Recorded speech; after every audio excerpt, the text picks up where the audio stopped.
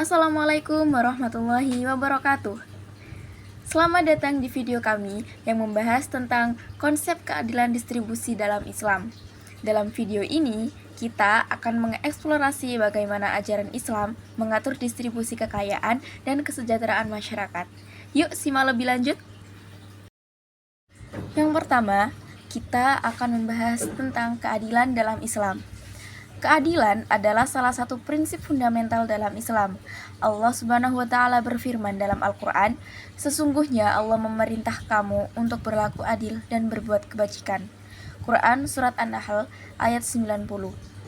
Rasulullah SAW juga menekankan pentingnya keadilan dalam segala aspek kehidupan. Yang kedua, kita akan membahas prinsip-prinsip keadilan distribusi dalam Islam.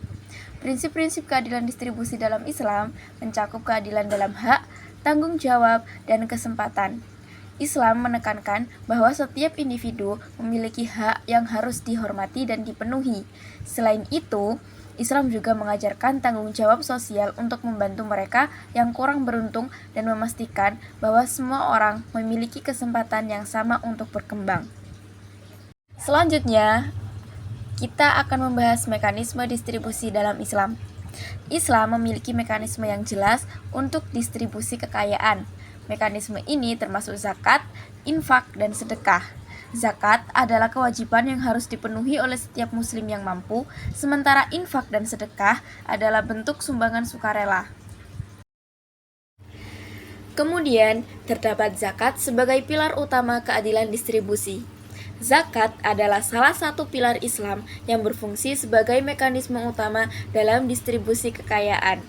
Zakat bertujuan untuk membersihkan harta dan mensucikan jiwa, serta untuk mengurangi kesenjangan ekonomi dalam masyarakat.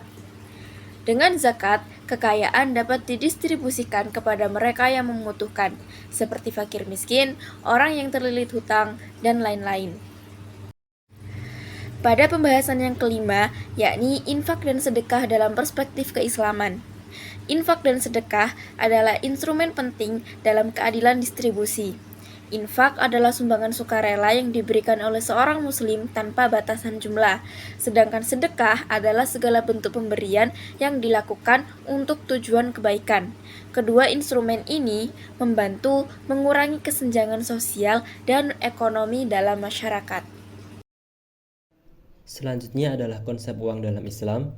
Islam memandang uang bukan hanya sebagai alat tukar atau penyimpanan nilai, tetapi juga sebagai amanah yang harus digunakan dengan cara yang baik dan bermanfaat bagi seluruh masyarakat. Uang harus digunakan untuk mencapai kesejahteraan sosial dan mencegah praktek-praktek yang merugikan seperti riba, gharar, dan masyir. Fungsi dan peran uang dalam ekonomi Islam. Islam menetapkan bahwa uang harus berfungsi sebagai alat tukar, penyimpanan nilai, dan satuan hitung. Namun, yang paling penting adalah bahwa uang harus digunakan untuk mendukung keadilan ekonomi. Riba atau bunga yang berlebihan sangat dilarang dalam Islam karena dianggap mengeksploitasi dan merugikan orang lain. Selanjutnya adalah prinsip-prinsip pengelolaan keuangan dalam Islam. Ada beberapa prinsip utama dalam pengelolaan keuangan menurut Islam, yaitu keadilan, transparansi, dan tanggung jawab. Setiap transaksi keuangan harus dilakukan dengan jujur dan terbuka, serta harus bertujuan untuk kebaikan bersama. Selain itu, Islam mendorong adanya kerjasama dan kemitraan dalam berbisnis, yang disebut dengan konsep mudharabah dan musyarakah. Tantangan dan solusi dalam implementasi prinsip-prinsip ekonomi Islam. Solusi yang dapat diambil termasuk memperkuat lembaga keuangan syariah, meningkatkan literasi keuangan syariah, dan meningkatkan kesadaran masyarakat tentang pentingnya prinsip-prinsip ekonomi Islam. Dukungan dari pemerintah dan regulasi yang mendukung juga sangat diperlukan.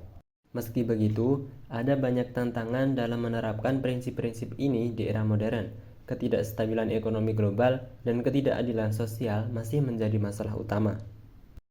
Selanjutnya adalah implementasi keuangan syariah. Praktik keuangan yang adil dan berkelanjutan adalah kunci dalam sistem ekonomi Islam. Misalnya, perbankan syariah yang tidak mengenakan bunga dan berfokus pada kemitraan serta pembagian risiko. Hal ini membantu mencegah eksploitasi dan memastikan bahwa keuntungan didistribusikan secara adil. Bank syariah juga sering terlibat dalam investasi sosial yang bertujuan untuk meningkatkan kesejahteraan masyarakat. Nah, untuk slide selanjutnya, ada implementasi keuangan syariah di berbagai negara. Beberapa negara telah berhasil mengimplementasikan sistem keuangan syariah dengan baik. Misalnya di Malaysia, perbankan syariah telah berkembang pesat dan menjadi bagian integral dari sistem keuangan nasional. Di Indonesia, lembaga zakat seperti Dompet Duafa telah berhasil menyalurkan zakat secara efektif untuk meningkatkan kesejahteraan masyarakat. Hal ini menunjukkan bahwa dengan komitmen dan dukungan yang tepat, prinsip-prinsip keuangan Islam dapat diterapkan secara efektif dan memberikan manfaat besar bagi masyarakat. Prinsip-prinsip distribusi kekayaan dalam Islam. Islam menekankan bahwa distribusi kekayaan harus dilakukan dengan cara yang adil dan merata. Prinsip ini mencakup larangan terhadap praktik menimbun kekayaan dan mendorong redistribusi kekayaan melalui zakat, infak, sedekah, dan wakaf.